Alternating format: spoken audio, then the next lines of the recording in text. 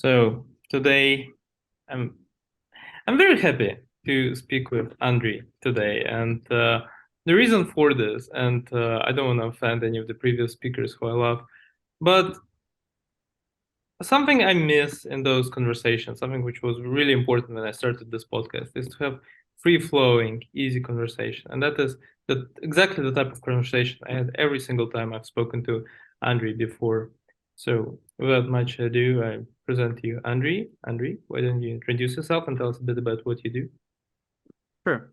So thanks for inviting. It's always a pleasure to speak with you, and it's now a pleasure to speak with you on a podcast and maybe share some knowledge with people regarding in parts I'm working with, industries I'm working with.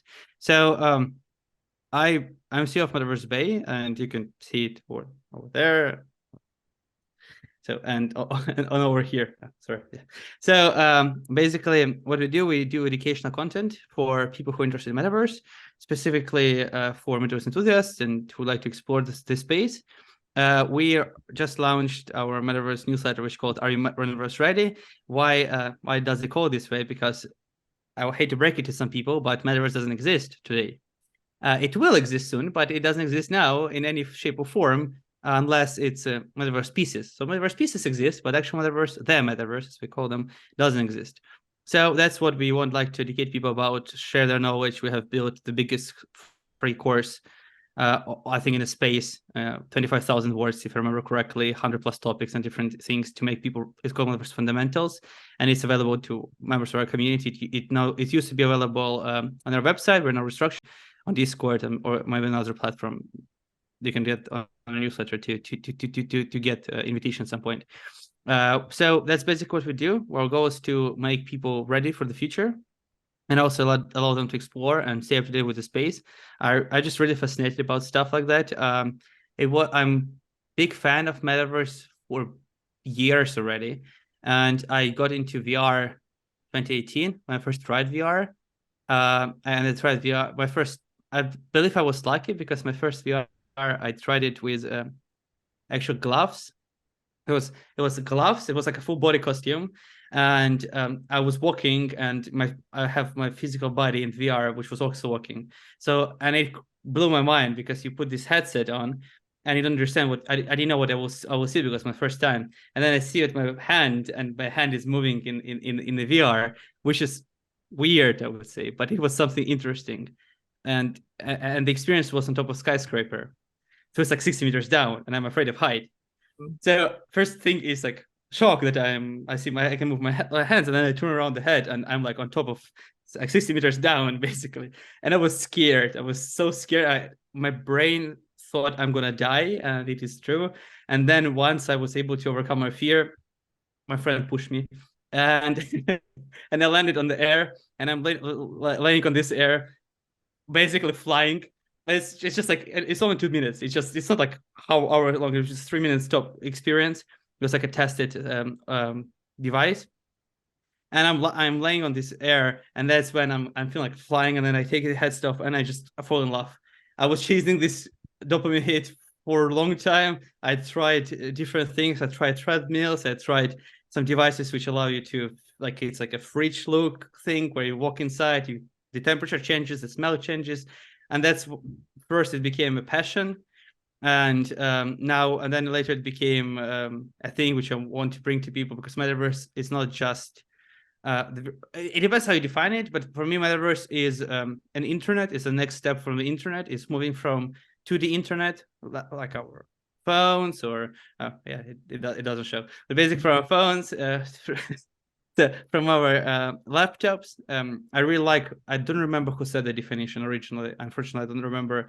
But basically, he compared current world to us looking through the window in outside world, because the window of our phone or the window of our laptop, and metaverse or like VR world, AR world is actually opening the door, and we walk outside to interact with this digital world. So this kind of example. So I'm really passionate about finally walking outside with digital world and actually experience it to the fullest with AR, with VR, with digital twins in real estate, in medical spheres, with now AI, which can generate worlds. That's something which is we'll have to discuss. We're recording that, and in 4 days we have this discussion on AI, where we're covering different like AI related topics, and it will be part of our newsletter. So how AI can generate different worlds with just one prompt, or with just some drawing and a small prompt, or just in just minutes, and then we can experience them, and in later stage you can walk inside. And there's a question just recently, because it's part of the discussion we were exploring with my partner. It's called "Are you human?" And why it's so fascinating is because really 2 years from now, I think 2025, that's a legit question to ask a person you meet in metaverse space, because the way a ChatGPT or another AI models has changed NPC, non-player character, is basically a virtual like character, but which not is not player, but it's not a person, a real human. And now people already experiment with Skyrim. It's a game, and you can mod it, you can change it. So now they're making characters, virtual characters that doesn't exist, it's not human, to speak like human using chat models. So this is all the things which fascinate me a lot, and that's why I got interested in it, and that's why I'm really happy what we're building with Metaverse Bay. And our goal is to allow people to stay up to date with the space. And in later stage, our plans is to make a community out of that. We have been having this vision for a long time. Now we are close to executing it finally and launching it. We have our Discord, but it was in small and private circles. We plan on making it public soon. This summer will be a massive change for Metaverse Bay, and we have different things we plan out. We're working on hard for last year, I would say. So that's in short about what I do. When you were describing your VR experience, I remember I went once. It's like a VR shooter experience, like a quest.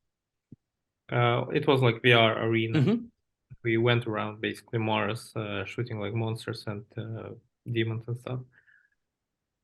There was this moment where we're obviously just running around like a simple like black room, right? But there was a moment when you are standing on the platform, and within VR, the platform is moving. But for some, obviously, like I know it's not a real platform, right? But for some reason, my brain tricked me, and I remember this feeling that as if I was moving on the platform. Mm-hmm. I don't know how to describe it. Maybe it's like, the mix of sounds and the visuals and being immersed and like tricking myself into it. But I really remember liking this experience, which my friend who I went with didn't, because he felt motion sick and he had to drop out of the actual game. I Uh, believe percentage of people, I don't remember what exact stats on that are, but it's not that high. And also you have adaptivity curve, I would say. So like you can get used to VR. Some people cannot at all, but it's like with, I know, going on a cruise ship. Some people get sick, some people don't, most people don't. And I mean, it's unfortunate. Being motion sick, going in the world with full of VR and ER, and being not able to experience that's unfortunate. If you actually be like it will be really underprivileged people, and that's really like they won't be able to experience all these things to the fullest, I would say, which I hope the technology will improve to make it better, because they're not sick when they're in real life, right? So logically, if we're able to get VR and AR to the quality and the experience of real life, then maybe they won't have the same issues they have with right now. But it's unfortunate to hear about their friend. oh, it's fine. It's not. It's like it's a VR experience. Nothing happened to him. He felt motion sick. He took it out. He's like he was fine. But But he doesn't experience it anymore, right? no, he didn't. Well, That's what I'm saying. It's a loss for him. That's unfortunate. I mean, he doesn't know what he lost, and probably you just don't experience it enough to understand what he lost. But I can tell you, in the next couple of years, it feels unfortunate. but some people feel like motion sickness, even when playing video games right now without VR headset. Interesting. Didn't consider that. Well, like it's like I think it's more has to do with epilepsy, but when you sit down Mm, the console, like it does say, but there is like a disclaimer. about it that Makes sense.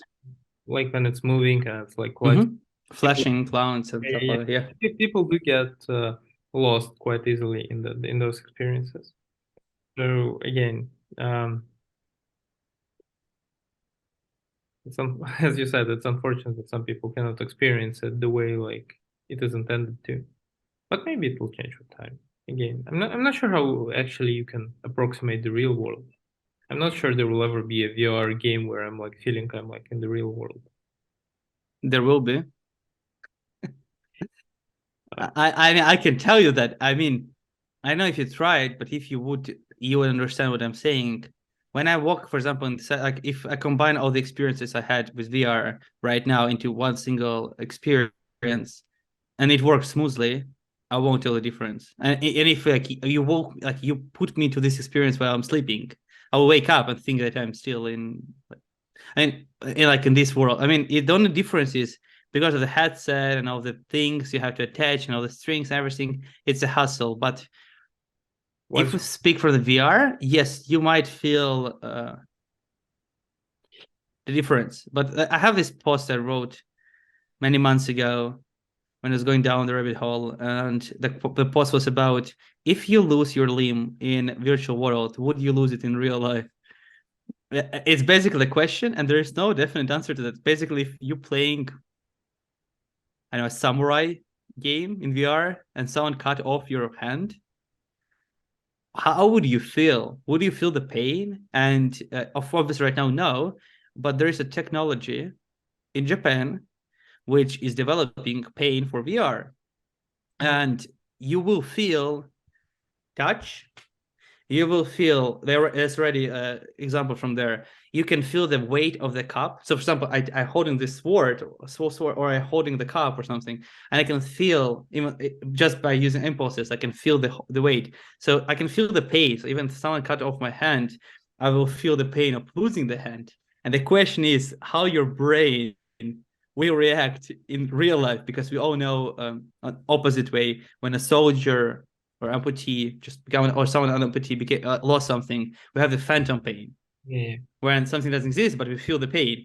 And now it's opposite. It's like something doesn't exist in real life, in virtual life, but it exists in real life. How it will react, and no one yet know. There's a bunch of experiments just claiming different things, but yet no one will know for sure until we have it everything set. But that's something to think about, I would say. yeah, that's interesting. But I'm more interested in because this one I get. There's like a sensor, there's like an electrical shock or whatever, right? Mm-hmm. It's like haptic feedback basically. But I'm more interested in the fact that people already in VR, so like the brain waves and the way the brain interprets you interacting with other people in VR environments is exactly the same as it is in Mm-hmm. real life, which is unlike like messaging. Messaging is different, right? Or like what we're doing right now, the brain is interpreting it as differently as if we were like wearing our headset and being like in some VR bar, like like in space or something. Our brain was interpreted as we are in the actual VR bar in space or something. And this is interesting for me because I think it shows the potential, shows the implications of it. But then again, what you mentioned at the start, like you already have like scary mods which use ChatGPT 4 to like create realistic NPCs. The way the brain will react to those NPCs in like VR is like on some like people will actually be making friends out of NPCs or loved ones or like romances. And this one I'm like not sure what to think about, like because I remember you have Aragorn in your show, right? yeah, I didn't listen to the full part, but I bet Aragorn have replied to a couple of things about. I mean, I don't know. I don't remember. I didn't listen to the whole part, but probably he might spoke with you regarding digital twins of a person.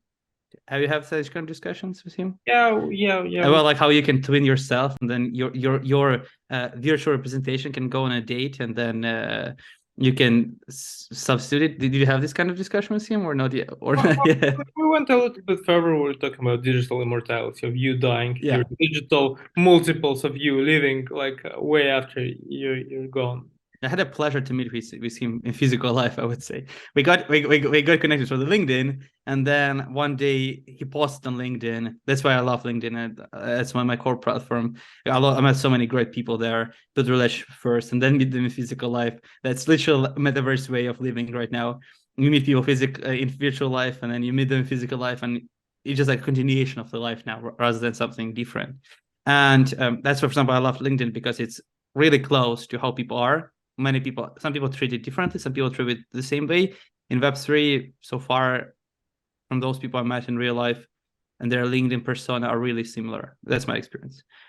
And basically, I met him when he went to an event. He went to speak in Prague, and he posted about that. He's coming to Prague, and I just messaged him. Yeah, let's meet up. So we have a meeting, and we have all these long discussions regarding different future things, and it's scary, but it's fun. So, and those who are listening right now, after we finish this conversation, go check out the Aragorn one, and I believe we'll put the link right there on the screen. So Yeah, just click this link or whatever it is, and go explore. Aragorn has a lot of things to share, and he's really smart person, and I recommend following and looking for listening to discussion. That's on my to-do list as well. I have it saved. I will get to it by the end of the week, probably. I'll have a listen as well. no, definitely. The discussion with Aragorn was very interesting, but he's way more of a futurist than I am. I'm like holding like, no, I want to be real. I don't want to be like digitally immortal. Like I'm not ready yet. Like He's thinking 10, 20, 30 years terms, which is the right thing to do because we will be around. Like we are not 60 years old. We're not 8 years old. The chances of us surviving until next 20, 30 years are pretty high, especially if we maintain our health and treat ourselves and eat good food, train, everything. The chance for us living until that time is high, and the way we are going towards there, it's pretty scary. That's why I'm really interested in following what Aragorn says and different other futurists says, because if you know history, and I'm really big fan of history. I even went for degree to get history degree. I dropped out because you cannot make money from that. But I studied for 1 year. I was preparing to be a historian at some point in my life. So if you know history, back in the days, 1,000 years ago, people were predicting 1,000 year up front, 500 years up front, 300 years up front. And the shorter it is to our timeline, to our time now, the shorter the time period for people for futures to predict. You'll be able to closer predict the future 2,000 years ago for next 1,000 years. There was no major changes. There were some, but not major. And then you have industrial revolution, you have Gutenberg press, you have all these revolutions, and now you cannot predict next 5 years. You don't know. Who could predict ChatGPT success just 2 years ago? Yes, it was working. Some people already knew about ChatGPT. They tried it, the first models, they liked it. There were even video on YouTube from different YouTubers who was beta testers. It was like 2017, 2019, but still you could not predict how useful it will be now and what future can have. It just mind-blowing, I would say. yes and no. I think ChatGPT is a bit more straightforward because it's external tool, which yeah, it can be an assistant. It can like do your like content. It can act as your. There are loads of plugins for it. But I feel that when we talk about like VR and what we talked about with Aragorn, especially, there was a bit like about neural links and basically becoming cyborgs and then like transcending in some sort. And this is all very interesting, but I feel there might be where, and not necessarily this technology, but like some of the technologies which we're building right now and the futurists may predict to be the next thing will just not be accepted by the people. Like, so that like there will be like a small amount of people who are very interested in it, but they just won't accept it, at least in the near future. Like in the market, they're like, again, I'm not like exactly sure on the term, but the ones which like Google Glass, for example, Mhm. right? People did not take to Google Glass, even though they could have had, and we would have had AR way sooner if this sort of application would have worked. I mean, you can argue that the technology wasn't ready, but Google Glass was perfectly I work. say education. I sorry for interrupting. Just to reply quickly to your train of thought, I would say it's education part. It's not about the technologies. People don't see the perceived value. There's a really perfect example for that. 100% Oculus, Sure. and now MetaQuest, but Oculus. Everyone know Oculus, and anyone who is enthusiast in the space should know Oculus story. How it was created by basically one guy in a garage when he had a passion for the VR. He did what he did. The Oculus is just miracle, basically, of creation of what a person can achieve with just a vision and desire, basically. And he did that, and then they got successful. They got traction, and their second market, and that's from his interview, was Japan. The highest selling market was Japan after US. Why?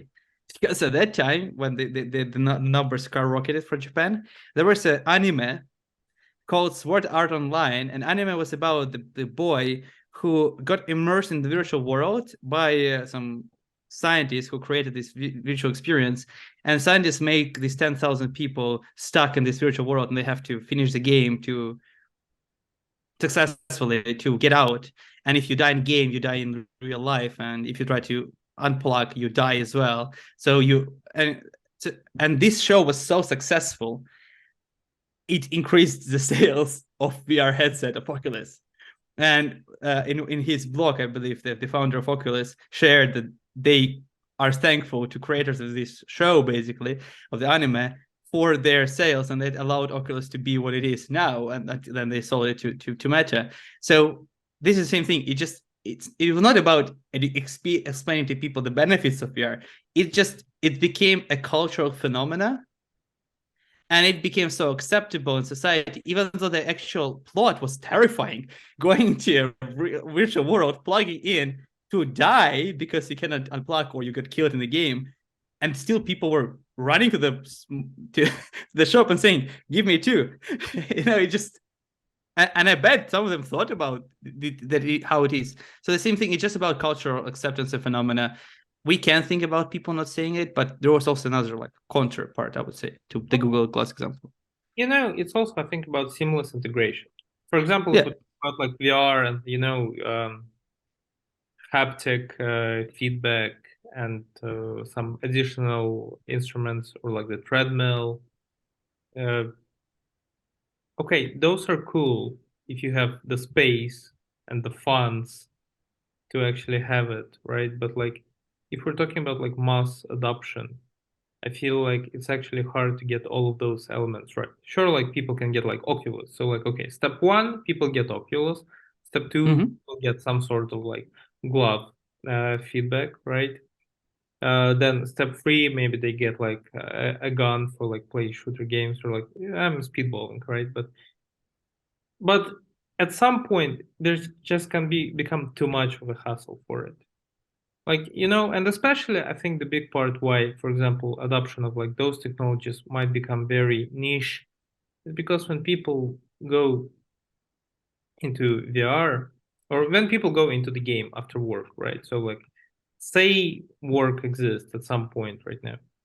It's usually okay, they're tired, they drop down on their couch, they take their joystick out, or like, they, mouse and keyboard, doesn't really matter, but you're relaxing. Your body is not moving, you're kind of preoccupied into those precise movements of your like fingers, right? If you like do this with like a VR headset, okay, you drop on the headset, you drop in again your hands with your gloves become your basically joysticks, right? Okay, so this works, but the more of this tech you have on you, the more I think it becomes a hassle. And if it's But not, you're not forced. I want to make it clear for those who are listening, it's not forced on you. You're not forced to no, buy no, everything. Like no, you can decide to. It's like with laptop. I mean, you have your computer. I have my laptop. I don't even like have like personal. I don't big fan of personal computers. I prefer mobility. Some people prefer personal computer over laptop because they prefer higher performance.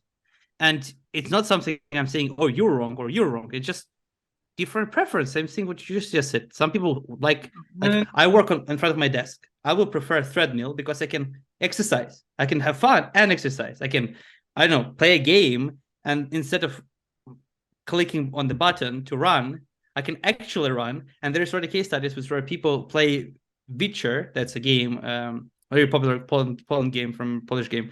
So they there are quests when you have to run something like 5 or 10 kilometers, and in game it's just boring because you have to run this amount of miles, and you have to just, I mean, there you get some fights, everything, but it's still boring because you have to run so far. But in but in virtual life, it's not just a boring quest; it's a life-changing quest in a way, because you have to literally run 10 kilometers, which is it's a pretty damn good exercise. So you don't just play a game, you have fun, and you also care about your health.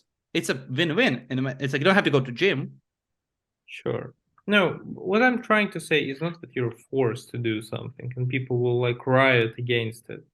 What I'm trying to say is that right now we're predicting all those technologies, but the reason that like the masses may just not accept certain technologies past a certain stage because it will become effortless, and most people will make the choice of not actually going that deep into the technological integration. It's a So social net thing. Did you think about that? Like, because it's if your friend has it, and the friend of your friend has it, and everyone of your friend has it, you are kind of forced to have it because you're missing out. I mean, your feeling of missing out is the same how social yeah, network no, grow. but like most people won't. That's my point. Because it will. Most people didn't try VR. They didn't know. They didn't even know what they're missing. Like, No, you I'm not don't talking try about. it, you don't Yeah, know no, what no, you're no. missing. Most people will have VR headsets. This is All like right. sure, but like most people will not have treadmills. Oh, of course. It's like most people don't have a good computer. Like, you have billions of people who are playing video games every single day. Out of these billions people, I bet you maybe a million people have actually a good computer to play on the maximum settings.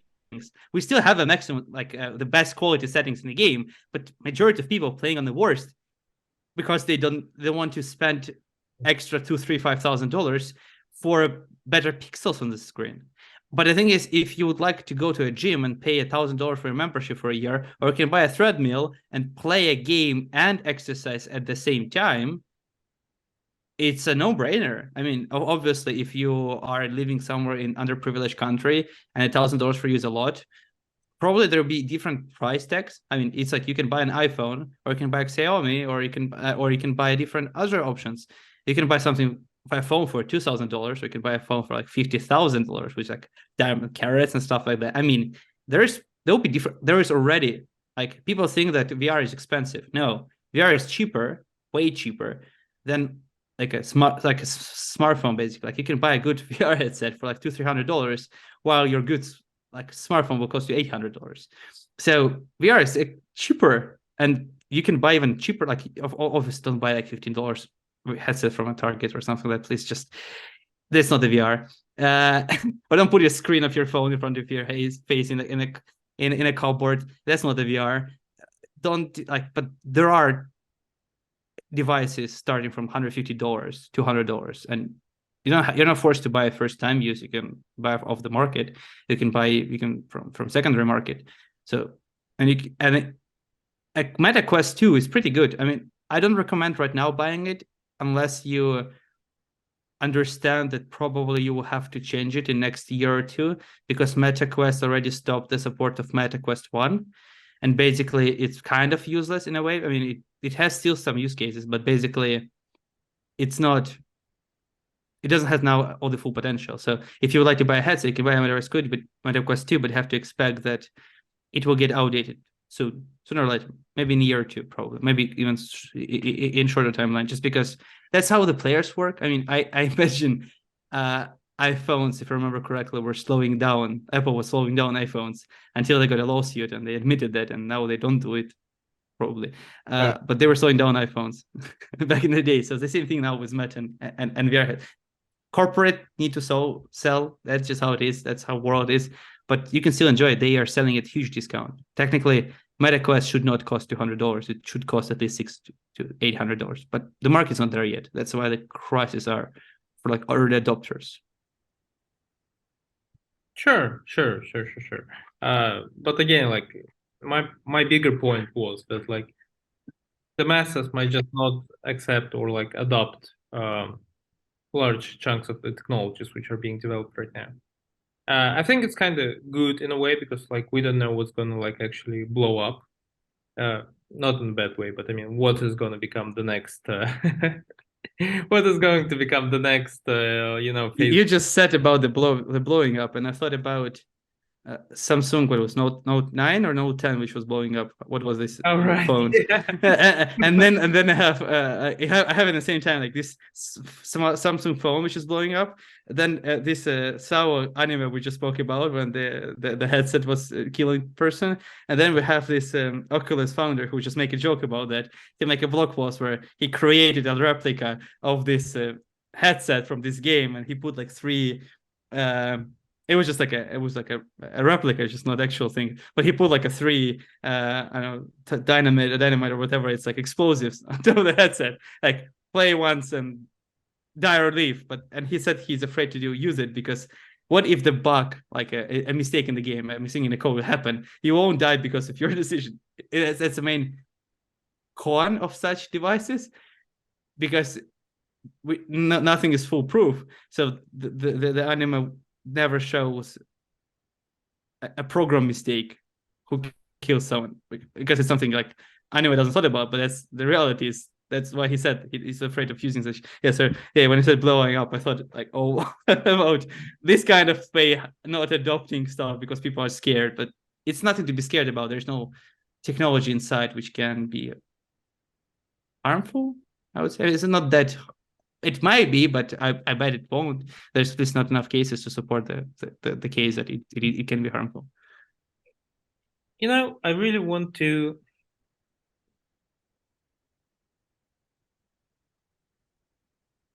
like I really want to see how it's gonna turn out. Like, I want to see how it's also gonna affect. Who won't? I want to see as well. No, but like, no, I'm like, from academic interest. Like, obviously, like, I'm not writing a paper on it or anything, but I'm just like curious because, again, we've spoken off record about like Gen Zs and people and like, those ages. And most people my age, I feel, in the US and the United Kingdom and Europe uh, probably never used VHS tapes or haven't used them as much as I have. But I have a huge collection of VHS tapes. Well, I've had it somewhere, right?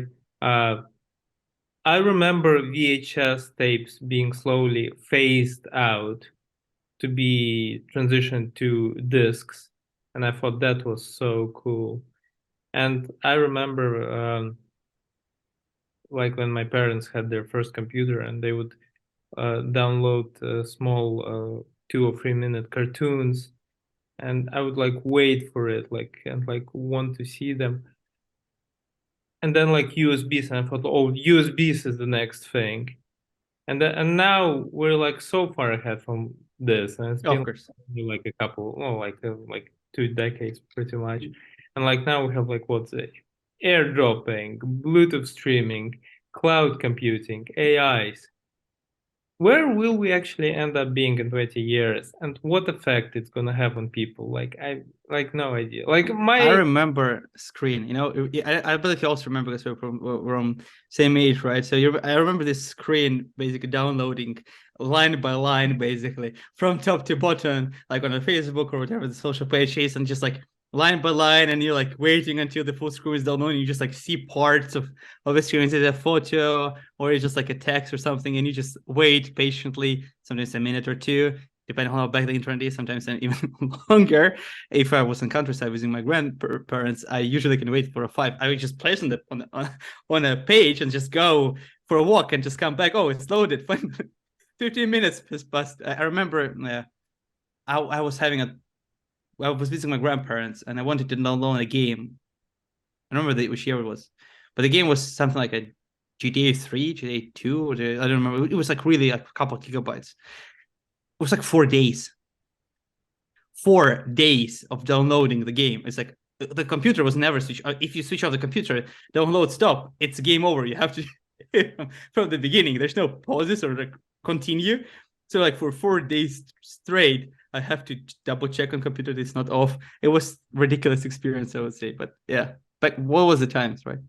Yeah, yeah, definitely. And that's the thing, like, where are we going into the future? I like, also like again to touch upon Gen Z streaming, we try to like determine like what is their thing. And now from this conversation, I'm just feeling, okay, so those 20 years, there was never like a period of technological stability. And like not stability, but there was never a period of like technological status quo.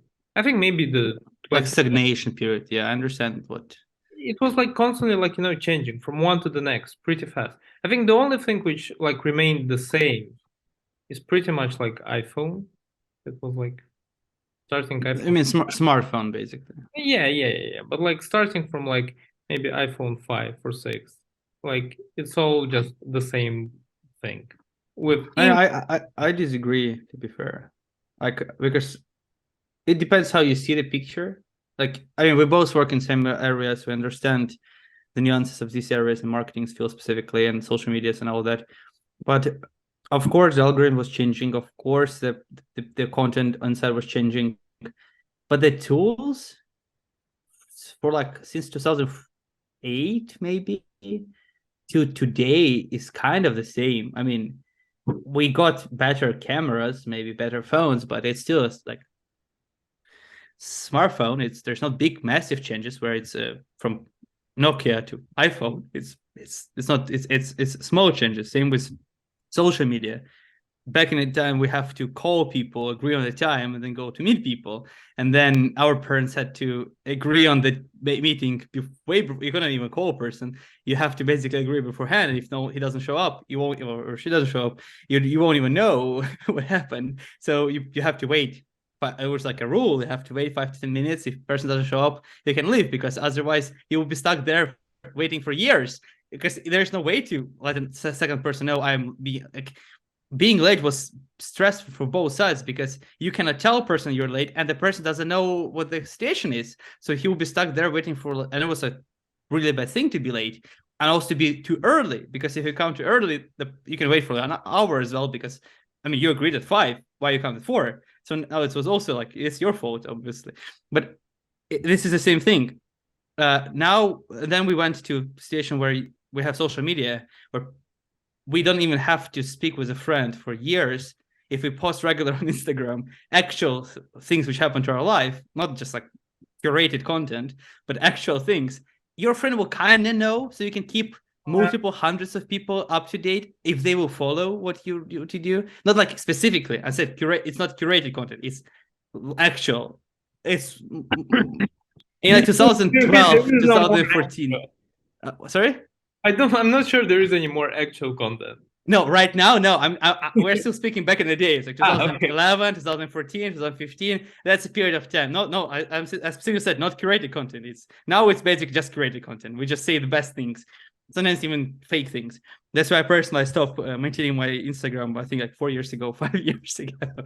And when I was picking the platform I want to interact with people on, I have I have multiple options. I have Facebook, Instagram, but I completely didn't want to continue working with them. I have them Twitter and LinkedIn, and I prefer seeing people I'm speaking with.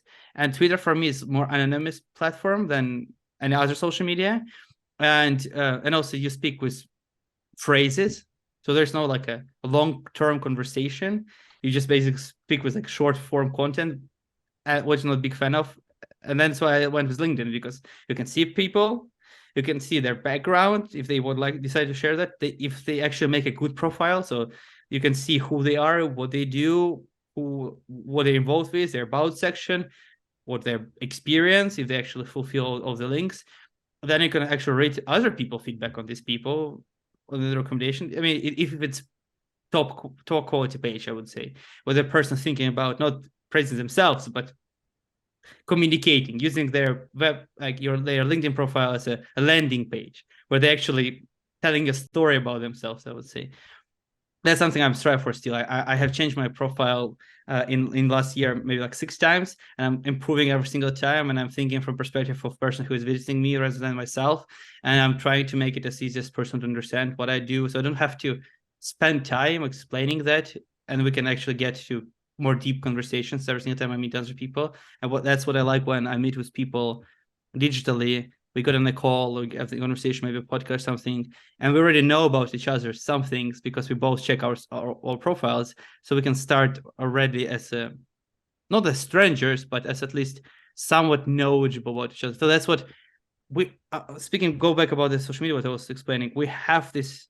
It's not like a massive growth. It was for the last 15 years we've been stuck in the same situation with the social media.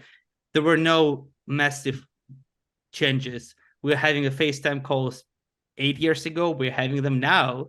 There's no big difference in that sense. In the Well, like, sure. Well, no, I didn't mean and like. now we're onto something like the metaverse AI. It's like a next big thing, I would say. Well, I think that's the next big thing. But like, I think there were like constant changes being done to everything, and that it may seem like it was like the same, but I feel like it's not. It wasn't paradigms shifts all the time. The paradigm shift was probably smartphone, right? Yes. And I've actually been researching this company Humane. Have you heard? Mm-hmm. So It sounds familiar. I would check. it's a company made by one of the designers of iPhone, Apple Watch, and like a bunch of Oh other. yeah, there's like three people who left the company and are building some like AI. Yeah, Yeah. some next thing, which I also Mm-hmm. find very interesting. But um, and they called like iPhone the information age, and now Yeah, yeah. I know they're them. I was building listening to their TikTok and like different. Yeah. and now they're building the device to help us enter the intelligence age. Those are probably the paradigm shifts, right? And the AI is a big paradigm shift. But the technology was still improving all the time and becoming better and better and better. Like right now and 10 years ago, I feel there's a vast difference in technology. And even in the apps and there's so much of it, so many different ways you can really improve your life, even with the applications which are available like right now in comparison to 10 years ago. Obviously, like Instagram, I prefer 10 years ago to now. But well, what are you gonna do? On the other hand, LinkedIn, I agree with you completely. We are just getting old. No, it's like again, like I like creativity. I like different stuff, right? And on LinkedIn, well, like LinkedIn is also like subject of being like the same on some sorts of content. But you do get more authentic people, and they're also more focused on the actual what they're building. They're not like constantly trying to sell you a course or like do something. It's more focused on like either following what they're doing or their opinions on something or them building something. And that's like what how I came across you for the first time, because like when I was looking for the again, I was looking for the speakers at the time for the Metaverse conference, which we'll be doing in July again. Mhm.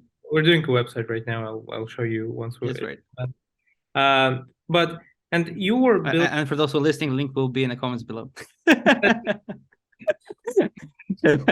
definitely. Well, You don't forget. You don't forget. Call to action. You have to mention that. Otherwise, people will forget. Yeah, link in the comments below. Go down there. There will be different links. Pin comment if it's on YouTube. If it's on Spotify, yeah, that's unfortunate. so I deal with it. Um, Ah. no, but and you were building something with the Metaverse Bay. Again, you were building like your community. You were building this knowledge base because like the Mhm. day I went to the Metaverse Bay, and you already had like some courses or like videos or like explanations about what you were doing, right? And that's why on LinkedIn people are building stuff, and that's like something one which is one of my values, which I really respect and like enjoy building, creating. communication, networking. I don't even use LinkedIn that much for like finding a job or anything, even though it can help you with this. But it's those types of interactions which I value more than like, oh, somebody like reacted to my story by like pressing the fire emoji. It's like, it's like empty. It's nothing. And then you go into this content. And again, my experience, I was doing one reel minimum per day from October to December. Mm-hmm. I feel I hated my life at the time. I literally, and because there is certain thing I like about short form video content, such as Reels and TikToks and YouTube Shorts. But on the other hand, me doing this, and like when you try doing something new, the algorithm of the Instagram doesn't register it. It like the Instagram goes like bipolar, and it's like, what are you even making? Who am I? Mm-hmm. And it doesn't know. Like it literally doesn't know. But when you actually do the same thing over and over again, which is like the same, like, hey, 10 tips, like, comment, read the description, call to action. Yeah. And then you see growth. Then you see actual sustainable growth over large time. But what happens with the platform out of it is that it becomes this nonsense of everybody trying to produce some sort of content, and you're not even seeing the people or what they're building, you're just seeing funnels. Everything is a funnel on Instagram, basically. And for few people of my friends who are just sharing their life, I do not even see their content anymore because it gets lost between sponsored content and funnels and like whatever. One post, two ads, right? Yeah, pretty much. Every single time I open Instagram, I have this feeling. I don't know. I rarely open Instagram, but every single time I open Instagram, I want to see some stories from my friends because I only subscribe to my friends. And I click on one, and then I go to another, and it's ad, and then I go to another, and again ad, and I'm like, wait, that's a bit too much. And because I still used to this Instagram stories where there were no ads, and I'm like, that's confusing. And then I remember these times, but I mean, they need to monetize it somehow. I understand their logic. I also noticed that Instagram increased their reels timing to 90 seconds, if I remember correct, or even more. You can now make up to 15 minutes long videos. And then TikTok also increased from 60 seconds to 3 minutes. So I guess YouTube only doesn't do that, but YouTube doesn't need to because they have long form video content already. They added short rather than introduced like new form of content. So it feels like even the tools themselves, the corporations who supply the tool, are stepping away from that. But that's a point for different discussion, from different for different kind of podcasts, I would say, for different kind of discussion. But yeah, that's why, for example, we are now focusing on long-term content. That's why I host the live discussions. That's why I used to host them every Friday. We are switching it to every Saturday. So every Saturday, starting from this, this week it'll be Friday and Saturday. But starting from next week, it'll be only every Saturday at 4 p.m. Central Eastern European time, or it's 2 p.m. Universal Time Zone, so UTC. And then I invite everyone to join on LinkedIn or our YouTube stream, because I really love discussions, like actual genuine discussions with people. I'm right now trying to find the best way. One of the platforms I miss is Clubhouse, to be fair, because it feels like the best right now for what we are trying to achieve. Our goal is to have a discussion, but it's like a free entry. Like you can come in, you can listen, but if you would like to add some value to the conversation, you can join the platform and share your thoughts.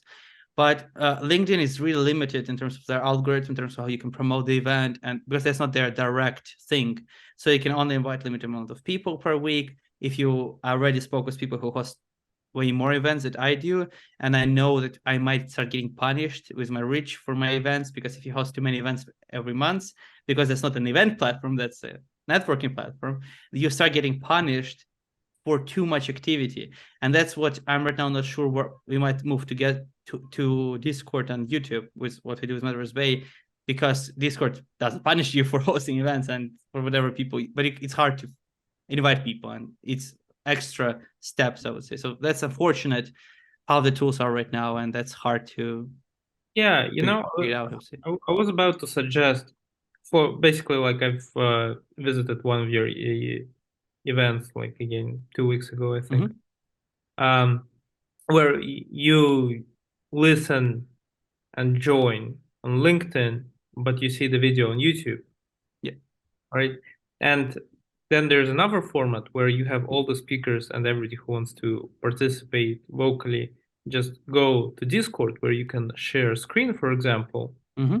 and easier. You don't have to jump between two platforms. That's one of the plans. Yes. And then you just live stream to YouTube and have like people in the commenters participate there. But then obviously like the recording stays, so you get comments afterwards. It's like I feel like Discord is the best, is one of the best. Like I feel Discord, YouTube, LinkedIn, and Telegram are the best platforms at the moment out there, which are like not very niched down, but the general ones. I For mean, like, I like LinkedIn audio for the reason because you can. So I hosted the event. I invited a lot of people joined, and then some of these people repost their event, and it's funny because those people who agree to join the event, it's really hard to save it in your calendar. And second thing, LinkedIn doesn't remind you most of the time that there is an event you agreed to join. So many people just missed out and they didn't recognize. I mean, you have different things to do, and there's no even pop up, so we don't even know the event is happening. And then I'm already missed it, so they text me, Andrii, where's the recording, and I'm sending them the link to our YouTube. But basically, still some people share that, and then some other people I don't know about, they join the discussion and they raise hand. And now I'm meeting new people who I would never met if we just hosted a Discord discussion.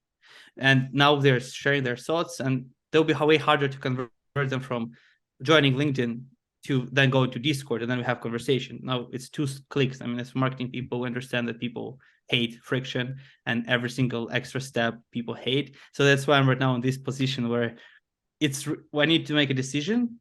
And for June, we decided to keep what we are now doing, LinkedIn and YouTube, to give value to people, everything. But probably from July and on, we'll be doing Discord discussions because we also want to build a community. We want to build a community of people who are enthusiastic about this space, who'd like to learn, improve. Because you ask the question, like in 20 years, what will be? No one knows.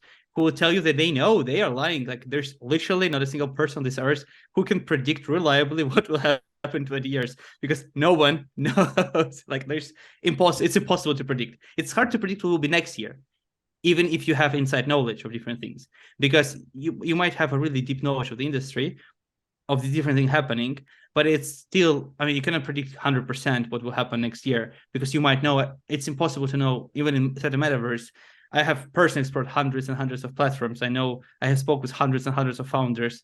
I have different knowledge of the industry and what's happening, what will happen. But even then, understand there's thousands and thousands of people who are building in the space as well, and I don't even know them because they are either not on LinkedIn, they're not on Twitter, they're not active, they're building in silence, they're in stealth mode, they are part of different Azure accelerators programs, and they will come up like that in 2025 with some extraordinary tools. And it might happen. I know some people who are as like a Oculus founder. They're building in the garage, and maybe just a weird project, but maybe in 2 years that will be a new Oculus of Metaverse, basically, like a new Oculus case. And we never know. It's hard to predict, and this is what fascinates me. That's why I do the newsletter, because I research that every day. I go through LinkedIn, I go through Twitter, I speak with people, I go through different search engines. I try to find the brand new thing, I would say, the most interesting thing, and I record that for myself. And now we thought about why not to share it with people? Why not to save people time? And that's why we launched a newsletter, so that will allow us to share the cool things and also have discussion, so people can join and share their thoughts live. And it's genuine and it's about enthusiasm. So everyone who care about the space, you're welcome to join. That's what we build in the community for. That's what Metaverse Bay is for. yeah, that's great. That's again, that's also the reason why we're doing this podcast and why we did the conference. So again, like it all started with the conference and with the idea uh, of educating people. But the big thing which I'm trying to do, and again, this is like my interest as a marketer who went from Web 2 into like doing more projects in Web 3, even though like I'm not technically building, but I'm doing like the marketing for them. I am interested in educating Web2 businesses into about moving into Web3, or not even like moving as like creating blockchains or NFTs, but like seeing which tools which are like immersive, VR, AR, which they can apply, and like them learning about it. And that's why we did the conference where we had like, well, we had like most aspects. We had AI covered, AR covered, VR covered. Uh, we didn't get communities covered. We messed up with the time, and one of the speakers didn't show up, which well, Happens. it It's happened. it's a pain of hosting an event. Sometimes things doesn't go to plan, and Yeah, yeah. Well, and especially because everybody was in different time zones. So like, and there was like the day, another pain of physical of digital events now. yeah. Um, but that's what we're doing, and that's why we're doing again this podcast is like so we can bring those conversations, and that's why I'm trying to have people speak with from different lines of work. So the third podcast, we again, like as you say, like links down below, but no, you can just check out the channel. It's all on there.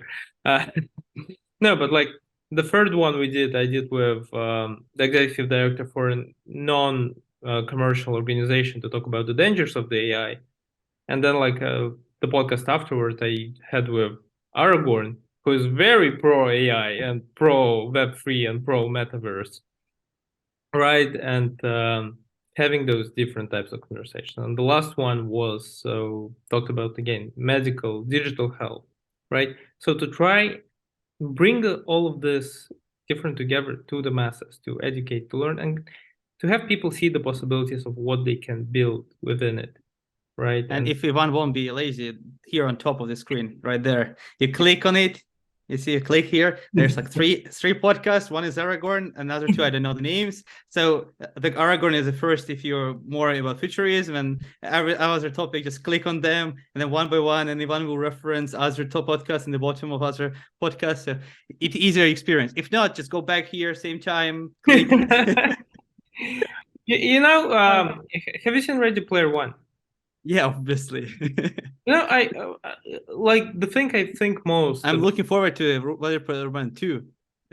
It's Ready Player 2, sorry, without one. Ready Player 2. It's a second part, and it will be interesting as well to see what they will come up with. I go back to there is one scene where the company is thinking about how much ad space it can put onto the Ah, screen, and it's like 80%. Like just too many links, too much stuff. And actually, I have it just wrong wish. I mean, speaking about that, just before we move forward, it's old school thinking on the future problems. Because back when this book was being written, it was pretty standard to put the full screen of ads. And we all know with ad blockers and stuff like that, and people don't, we have tunnel vision, we don't see the ads right now. And now with Web3 tech, with wallet advertising focus, like when you see the wallet and you targeted advertisements, basically.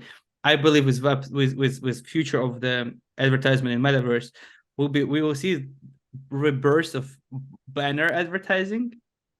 yeah. So when it's not in the face of your screen, but it's on banners across the platforms, that's first thing. And second thing, it's a community and wallet-based advertising. So you buy something, it's on chain or it's recorded, and then people can directly advertise you the services either to your phone or maybe to your home or something. It depends, but they can target you basically.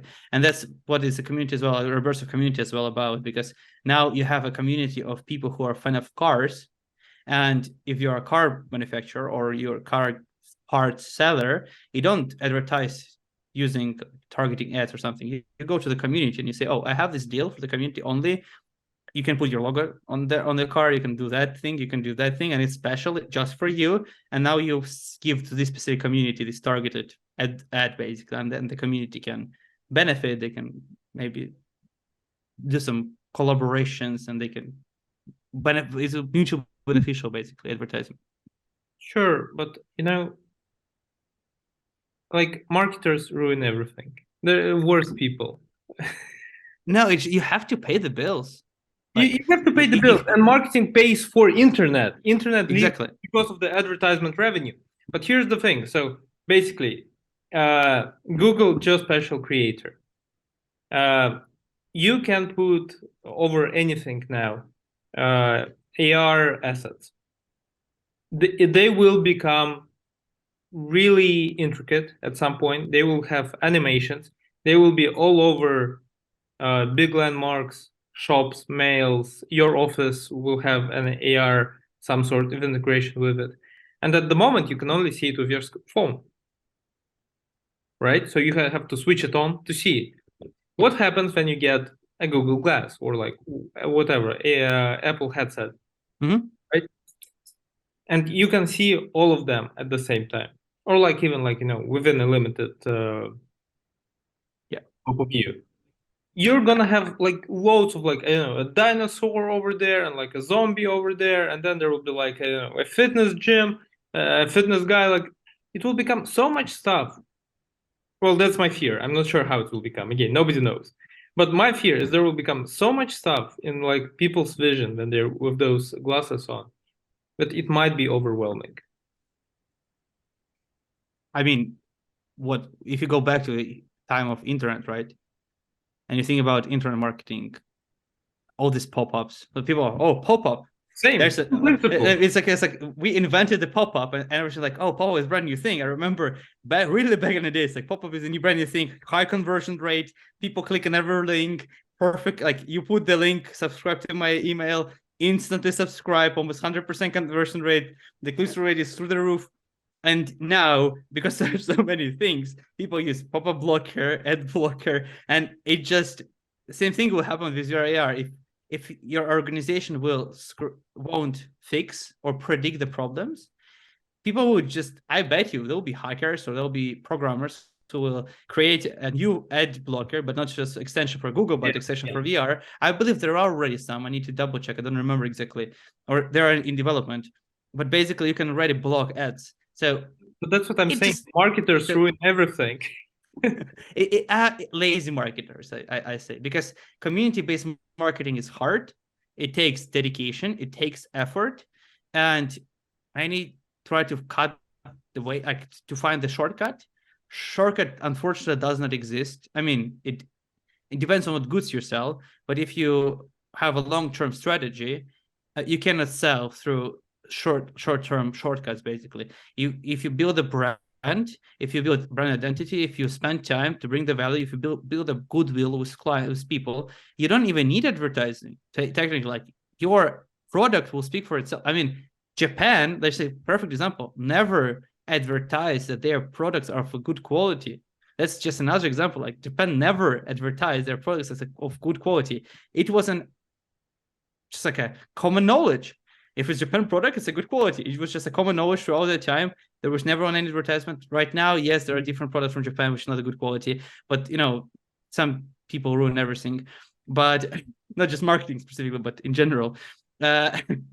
So, but I mean, I'm just saying, like, if you go, it's the same like advice, for example, even like really smart YouTubers give to other YouTubers. If you would like to build a really good YouTube channel, long-term strategy, you can clickbait people with interesting titles. You can make people want to click.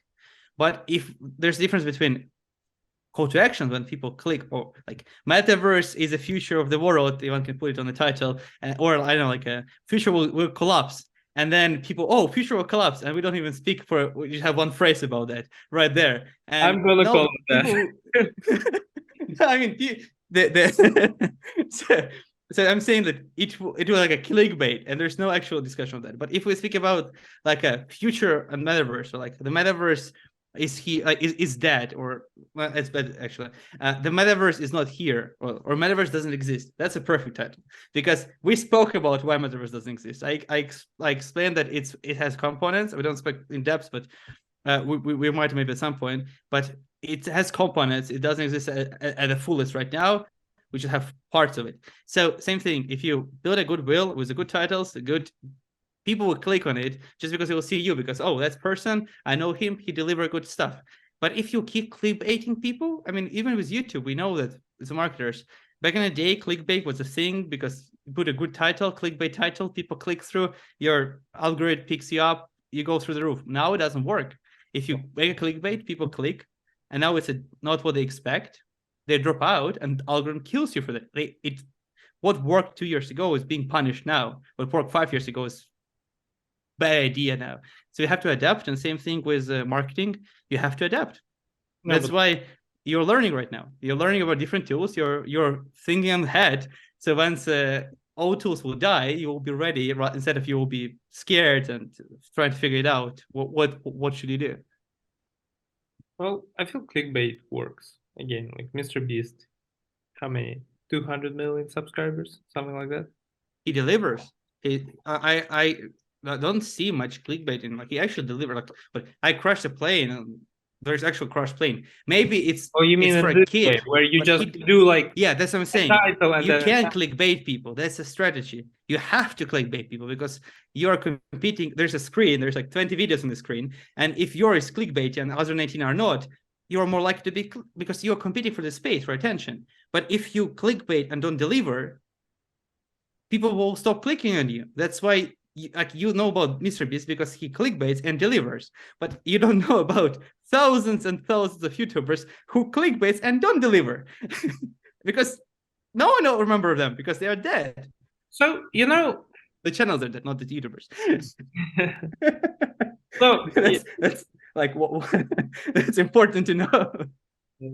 so with Mr. Beast, like it's like interesting because like in growing this channel, in working on it, I often look at other channels which are like that. So same themes, right? So like business, metaverse, Web3, marketing. I look at their subscribers, their views, their followers, oh, followers like subscribers, right? The comments, likes, those ratios. Um, Again, I look at what sort of thumbnails they use because I want to see, I want to compare. And they do not get the same response as Mr. Beast does. Nobody does. Nobody like there's some the channels who are really successful in business category. I feel are the ones very high editing production values and the ones which are very one person based. So you know a lot of channels which are like the name of Personal branding, basically. Yeah. yeah yeah. But even then, they don't ever make the same amount of views as Mr. Beast does.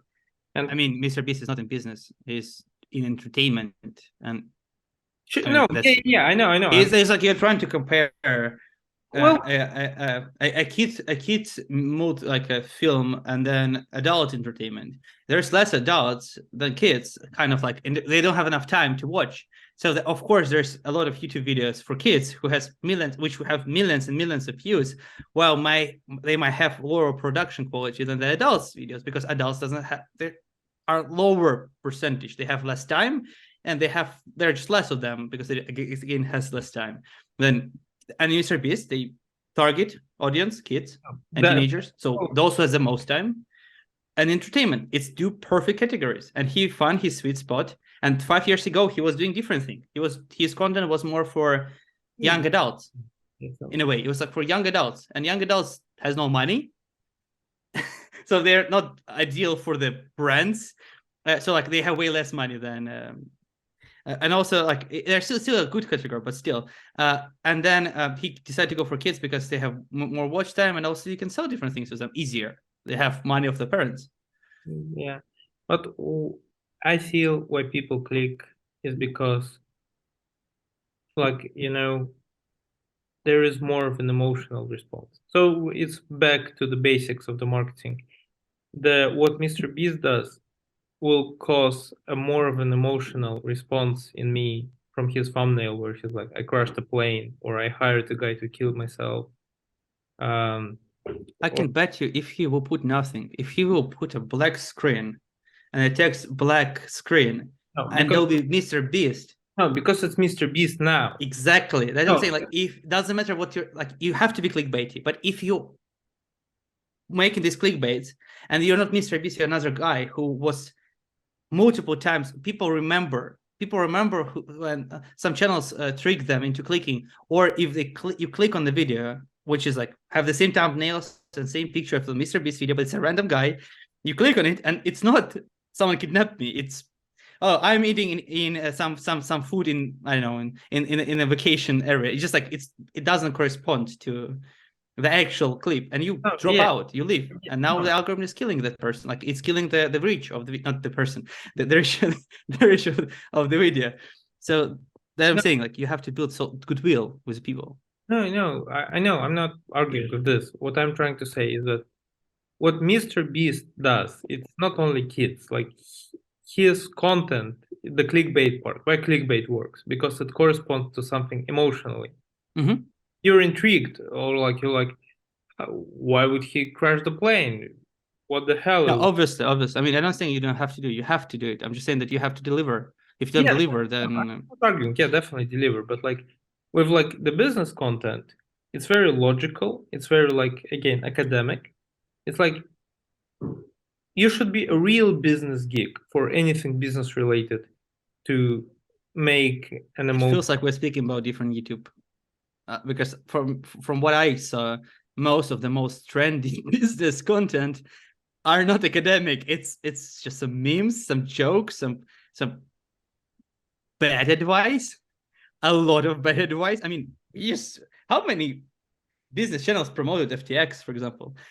That's a good amount. That's a huge list, and I won't even start on that. But basically, I don't know. Just can I see quickly in my any example?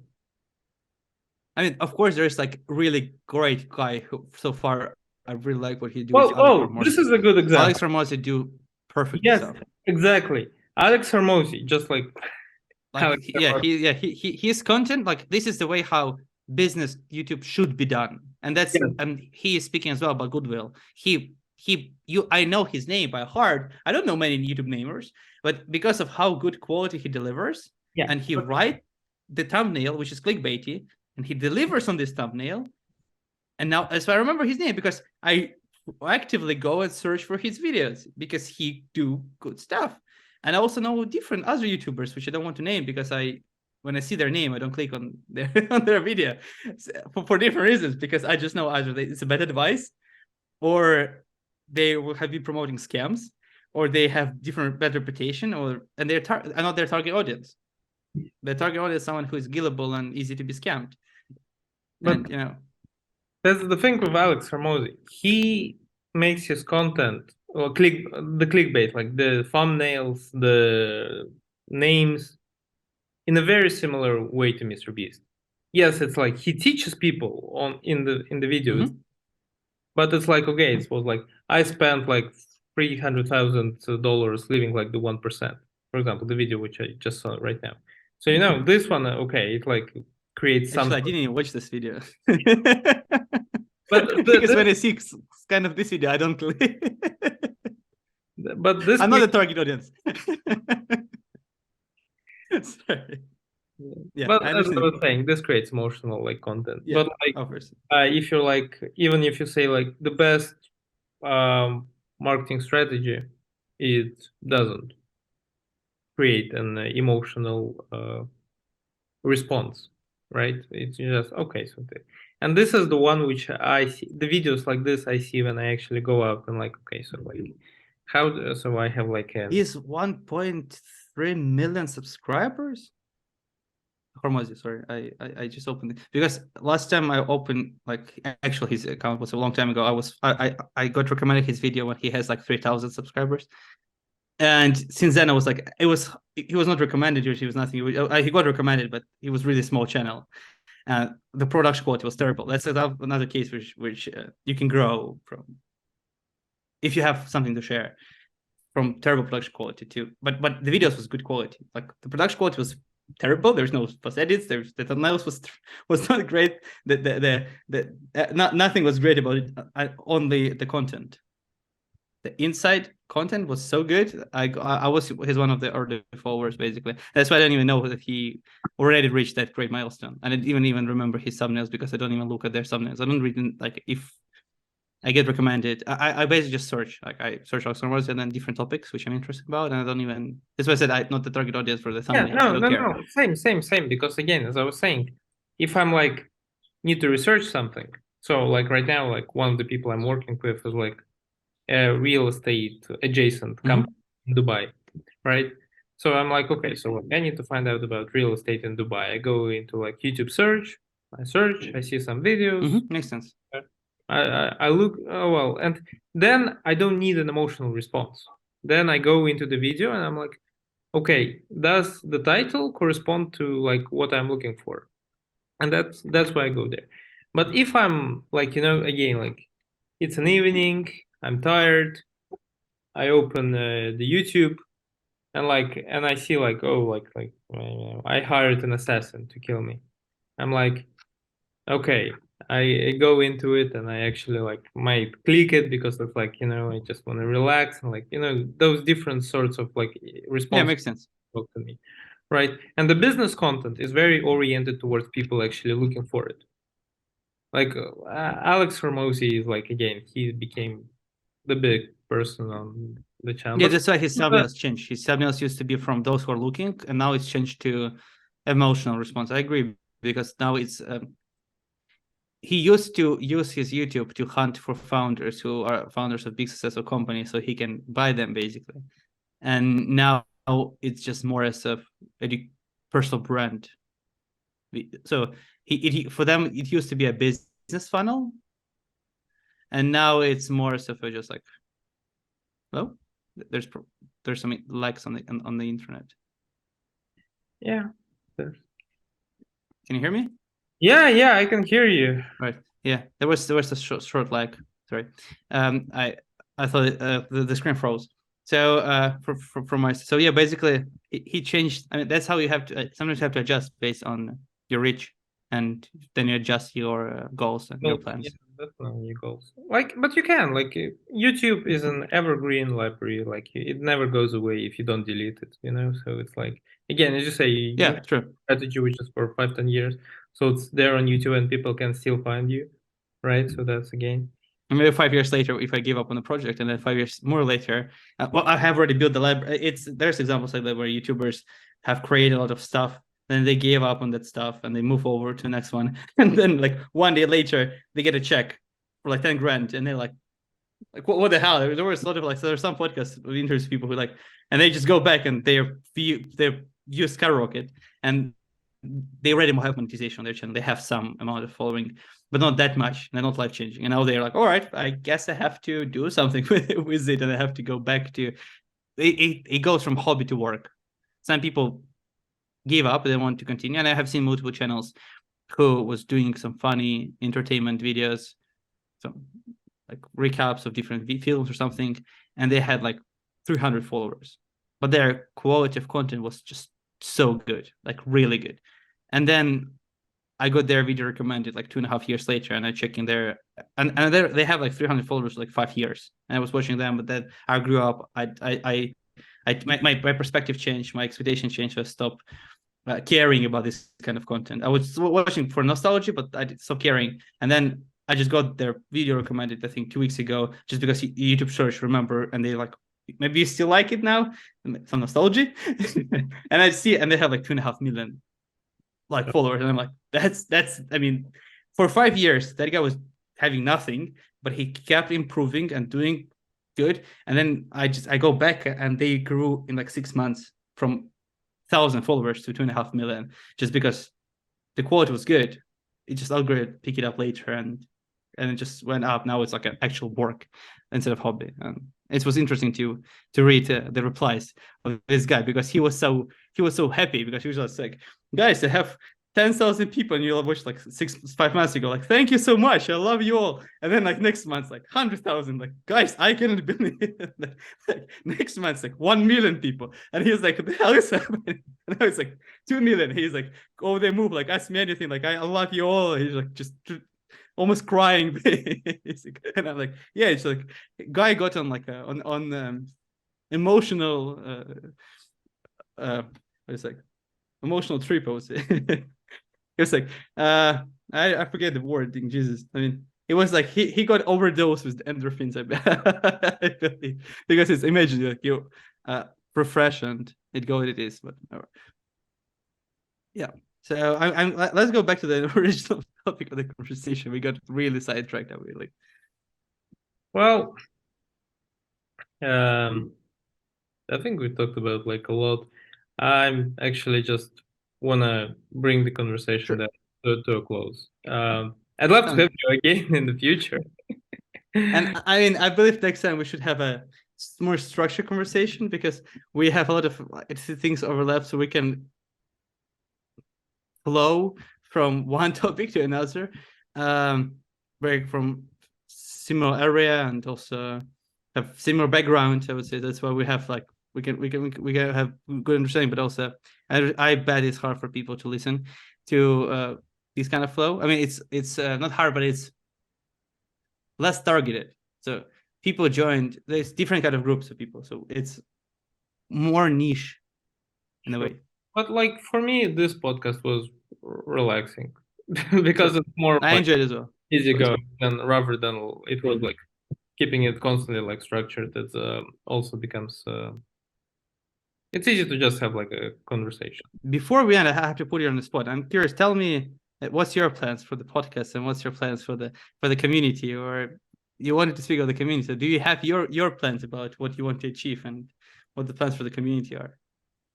I want to bring obviously this information more to the masses. I want Mm-hmm. to improve the production quality of the podcast and try different formats in the future to focus more on the technologies. I want to bring more people who you don't hear speak often because if you go to podcasts a lot, you have like 20, 30 people who constantly show up on different sorts of podcasts, right? And I want to give platform to more of those different platforms. And obviously, the main project out of which it all spiraled is the conference, right? Which we'll be doing again and hopefully and again and again. Is And it every quarter? The plan is to do it every quarter, or what's it, or every year? What's your plan with that is? we'll see. So the first one was like, it was basically an MVP of a project, right?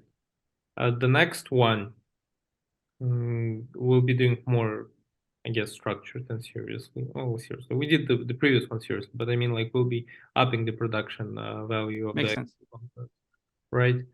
Um, and in between this, we obviously have this podcast where I keep having those conversations, right? But then again, less structured than a lecture kind of way. Um, and yeah, and then I'm like, again, eh, it's more of what you should be asking is like, what is my plans for the channel? Because podcast is only one of the types of videos which I want to make. There are Oh other yes. videos where, again, because the channel isn't in my name, it's in the name of the company, miimu team, and it's about where I want to share about again the marketing aspect and do about again use cases, actual case studies of the work, the ones which I can talk about, right?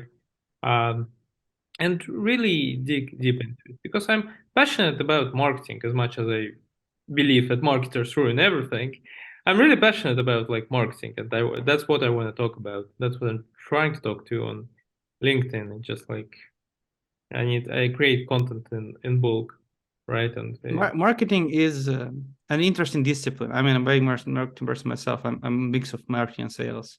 Marketing is an interesting discipline, different interesting industry because it's you can have the best product on the market, but if no one knows about that, you don't have a best product on the market.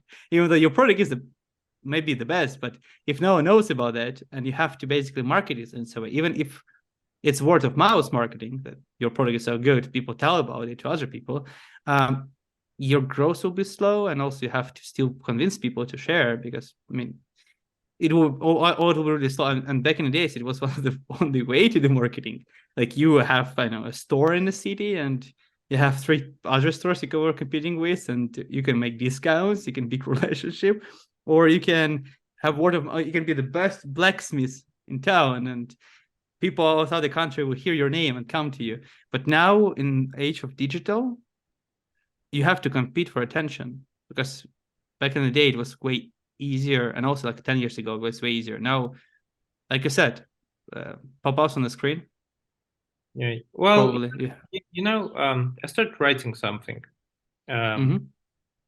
not posted yet anywhere. But the point of it is, again, as you said, before certain period, which is like before World War II, basically, most of the marketing was very local. Then after World War II, you get transnational marketing, Mm-hmm. right? And now we have, but transnational marketing, which is only available to a country, to companies with big budgets. Now we're in the area where any single person can do ads and marketing and reach somebody. And we're And kind also transnational, basically. Yeah. it is transactional, yeah, but now like anybody, like I can like as Yes. me as Ivan, I can just like market whatever, right? Not I don't even have to be like a company, and I can in theory reach any audience. And I feel it's interesting because uh, that's where the importance of personal branding comes into, because people get attracted not just to the the need for, I don't know, like shoes or something, right?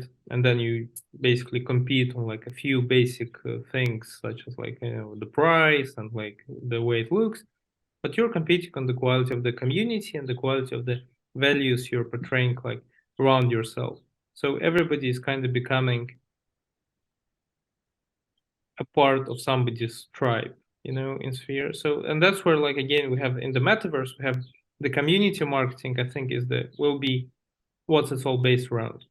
Um, some people say you don't need communities in the metaverse. I feel you do need to have communities in the metaverse, because I have no idea how you're gonna like go around and catch people like around Decentraland, like you just run around with like banners all the time. No, you have to segment them somehow, and that's where And I feel. also people get bored. Like there's example I can just give quickly about it's VR chat. And VR chat is a really good example of a non-controlled platform, because technically there's no control, and there's different things there. There is it's not friendly to minorities 100%, and it's not friendly to brands as well because of there's no control.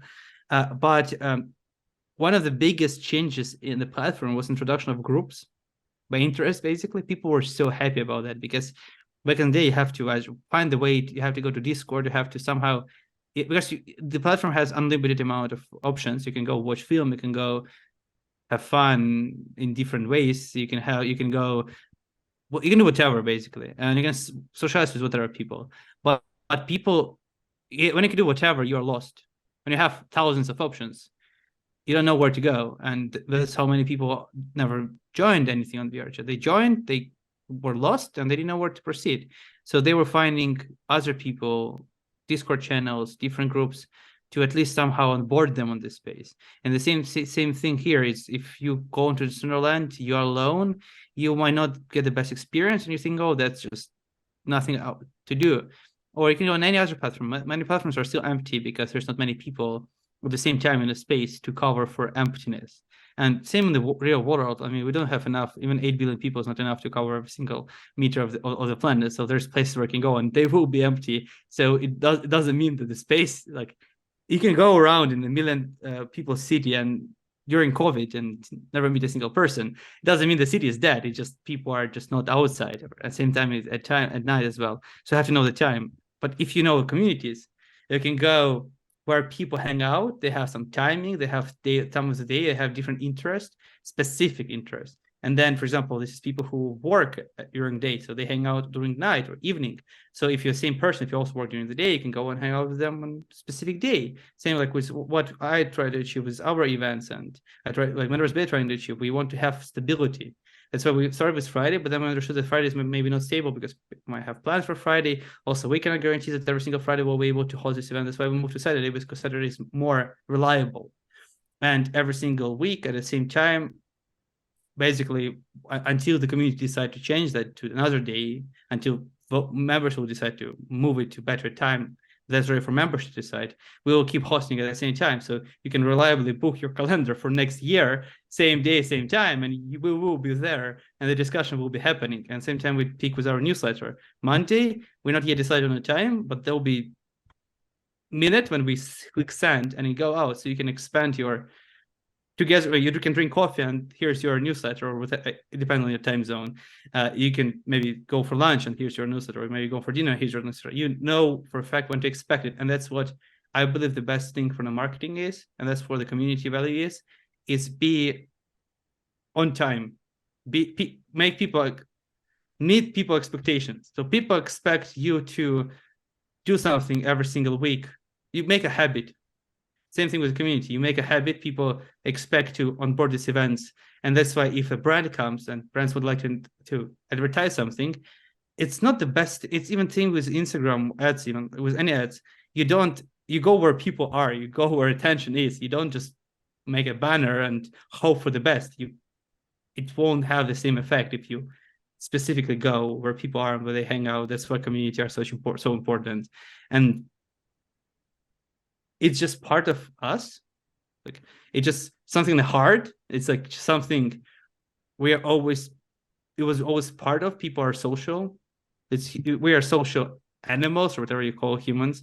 We are like we just love being inside other people. Even if you are introvert, you would like to be with other introverts. You'll enjoy it more than being completely alone, because I mean you can tell yourself you won't. You can tell yourself I don't like anyone, but you might feel depressed and you might feel lonely. A lot of studies for there. So nobody really wants to be alone. exactly what I'm saying. You can try to tell yourself you like it this way, but no, you don't. You at least need at least one person, and ideally a group of people to feel better every day. A couple of months ago, I've made a post which had very little reach on LinkedIn. No, it's fine. Don't worry. You can post again. Yeah, true. No, but like the thing is, like, I'm very proud of the information in the post, which is basically I sat down and I narrowed down the 5 principles of like marketing, but the 5 unifying principles which have been with us from the caveman times, and they're all about like people want to be part of the tribe, i.e., community.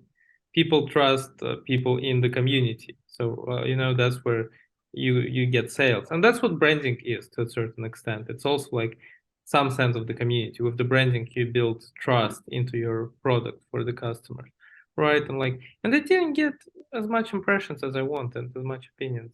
I should definitely repost it and see like what people will say. I can tell you as much as your reach is correlated to amount of followers you have. That's basically it. And sometimes you can go viral with good hooks and controversial opinions. So you can send me the link to the post. I might think about something controversial to make out of it, and that can help you out, because if you start with something you know nothing about marketing, here's why, and then you can speak about the history of marketing this way, at least people will click on it and then they like the content. So I don't know what was the hook. I didn't remember this post, so probably I also didn't say it. I don't remember. It'd be most months ago. I might saw it, but I don't remember. But yeah, maybe the hook. That's people don't enjoy the post just because you didn't clickbait. You didn't clickbait them. You delivered, but you didn't got them. That's my personal problem. Like, it's easy to say something. Okay, you need to clickbait, but like me personally, I'm like I like being authentic. I don't like being clickbait. Like, it's not a. I agree with you 100% on that, but I was posting for 3 months authentically, and I was getting reach of 100 to 200 people. And I built a relation with people, and there's basically 200 to 300 reach was because of 5-10 people who I built relation with was liking my posts and their friends were seeing it. But because no one else, and these 10 people know I do good content, so they keep reading me, and they even because they were interested in what I'm writing about. But that's it. So I would be stuck with that, and then I didn't do it intentionally. We wrote with my friend it was a joke, but we just want to see how the industry reacted. But I didn't expect such many things. We called let's call Decentraland sandbox everything subverse, like not metaverse but subverse. It was just a joke, but it was like we invented a new term. And I make a post like stop calling everything metaverse, because I was really not happy about it, because I have so many conversations, people keep calling everything metaverse. And like, there's only one metaverse, and there was no unity. And even those who agree with me didn't have a unity. They call it metaverse platforms, they call it metaverse worlds, like the metaverse, not the metaverse, metaverse, like whatever. And I got angry and I posted that, and it got like 40,000 views. And I got like hundreds of people commenting on the content, and then sharing. It was such a controversial topic. I have hundreds of examples, but then there was an example called metaverse. They call, like one of them thought leaders in the space said metaverse platforms, and I agree. I was also calling it metaverse platforms, and most people agree with that. They reacted positively with his message, and I said, yes, that's basically just from this kind of research. I make a post, a poll, and I give a couple examples about how we should call them. And the most got metaverse platforms. So since then, for 6 months already, I'm calling metaverse platforms, and we're using our communication for metaverse. So basically, it was a community-led decision. I didn't push my thoughts. I didn't push I created a term. Now it should, like, you should use it or something in this line. No, I posted it. I got opinion from majority of people. Majority of people shared that term, which is easy to use and easy to understand. And we just went with it. And every single month, I see more and more people start practicing proper communication inside the metaverse, because that's what I have done multiple speech about that already, and even the post, which also didn't get much attention, but I will keep pushing that narrative. We are an age when we are like building a Babylon tower, basically, Tower of Babel, when we are building to the sky, to this bright future, everything. We don't even speak the same language. It's not about like you speak English, I speak Arabic and whatever. No, we speak all English. We don't speak the same language. Because for you, metaverse is this for me is that, and for that, and we have 100 people, 100 opinion. How we can build something like it just, we are like going in 100 different directions using the same words. So that was my point. Tower of Babel, if you build to the sky, speaking different languages, the tower will collapse. And that's just how it is. So this is what one of the goals as well from Metaverse Bay. And we're researching all the different communities of all the different protocol builders, I would say, because there's already different organizations in the metaverse space, and they're not collaborating enough, I would say. Some of them are pro decentralization, some of them are against the decentralization, some of them have companies like NVIDIA, Apple, part of them, some of them are more solopreneurs, some of them are just geeks, some of them are non-profit, some of them are for-profit. It's just, there's so many different teams, I would say camps, and they're not in really, they don't have much peace between themselves, and they have different approach. So we'll see who will win this kind of, maybe not war, but competition. And some of them corporate, some of them more startup approach. So we'll see who will win. But I want to give coverage to all of them, so then people who don't even know about these platforms can join them, support them, and find their own tribes. That's one of the things which also we have been covering in our news digest, new discussions. It has been news digest we publish on the website. Now it's newsletter. We're shifting to this. But our goal is to give coverage, to help people find their tribe, to find what they prefer. And I hope 2025, it's the latest, but 2024, we'll have protocols, how Metaverse should be, how it should look. I really hate the idea of one company destroying the competition and becoming a monopoly.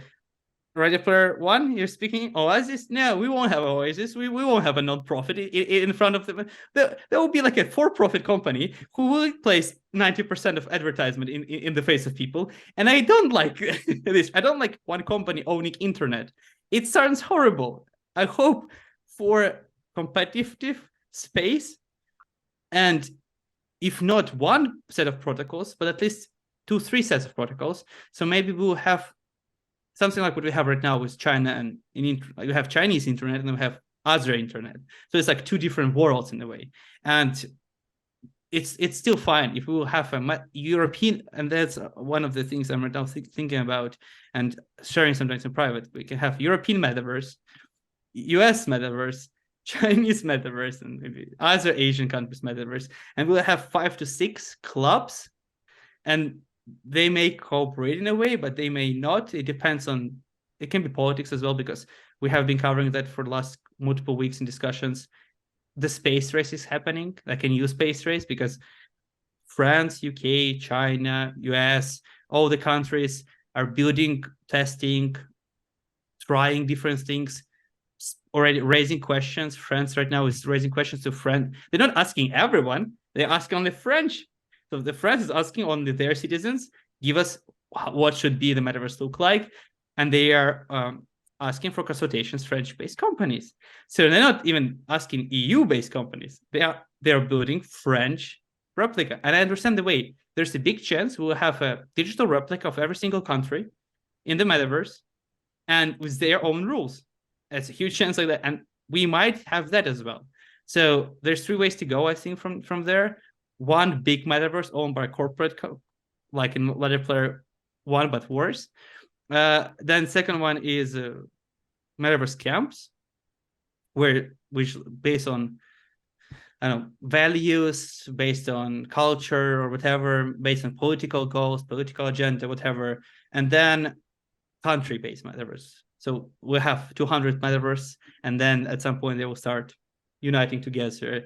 And I like the part with country metaverse because it will allow, like, countryverse or whatever you can call them, it will allow for preservation of culture. Because there's right now a project which is under development already. It's Island of Tuvalu, if I remember correctly. And they are building a digital replica of the nation because they are afraid there's projections that the country, whole country will go underwater by the end of the century.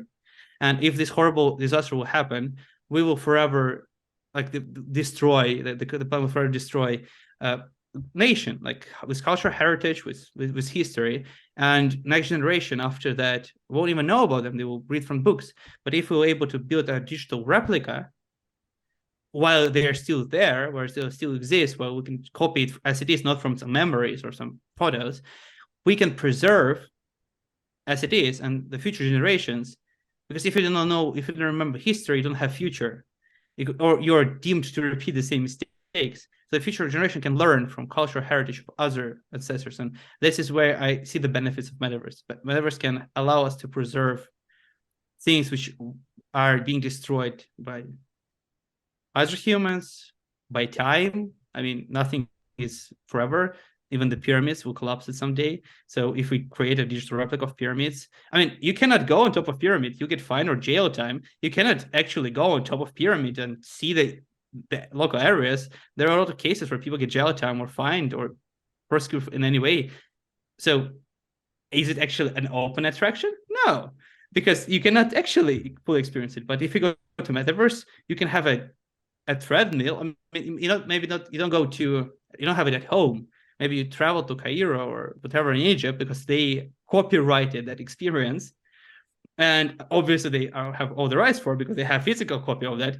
And now you can go to them. So that's how tourism can keep making money.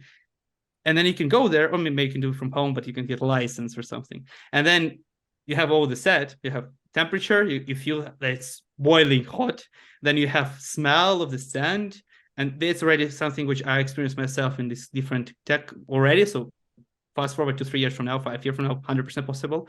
And then you use different tech, like a treadmill or something to walk. And you are, and you're actually feeling like it's an actual life. You don't destroy pyramid. You preserve heritage. You spend money, so they can use this money to maybe reconstruct. Like there's Parthenon in Greece, which is in terrible shape, terrible condition because it was destroyed many thousand years ago, and it's cost trillions of dollars to rebuild it. But you can experience it as its glory in metaverse, and then this money can go back to rebuilding the space to its original glory. And fast forward 1,000 years from now, we will have a copy of it. So you can see it from a bad side, but I try to look for positive applications and positive ways. And I hope that we'll be somewhere in the middle. So yeah, that's basically from me on the metaverse. And I think that's a perfect way to end the discussion. Yeah, it's a good way to end. Well, we've already spoken about LinkedIn and stuff, but where can people find you and get connected with you and the Metaverse Bay if they want to? So if Ivan will be open to, there'll be links in this below. So you're welcome to connect with me on my LinkedIn Or if you don't want to make too much hustle and just want to stay updated with Metaverse, that's on the screen. This thing is so that if anyone will find with that, he'll put the link to the newsletter, and you can just click there. It's a simple. You can just fill it in right there. You click here, count me in. I'm trying to find the screen. So count me in, and then you get once a week news about the Metaverse, right? So first month of the month is AI and Metaverse. Second, my digital twin. So the Parthenon in Metaverse is a digital twin in a way, or Tuvalu in Metaverse is a digital twin. You want to learn more about this stuff? Subscribe, and you will learn more about here. Yeah, subscribe, and you will learn more about that stuff. So, and we also have different specials because there's 5 Mondays in July, 5 Mondays in October, if I remember correctly. So every 5th Monday of the month, you will receive some special. So stay tuned for that. Next special will be in July, in the end of July. So, and also you're welcome to join our community, but all the information is on in our email. So you want to learn more about the community, you want to learn where you can get free courses, free materials, because everything we have on our website, what Ivan has mentioned, and we have put it out to public for free for almost a year, but we have to put it behind the community because we want to share it, but we also would like to help people network, communicate. And right, if you just put it on the website, there is no depth. Like you can learn about it, but there's no multiple in depth in the experience. So I focused on people.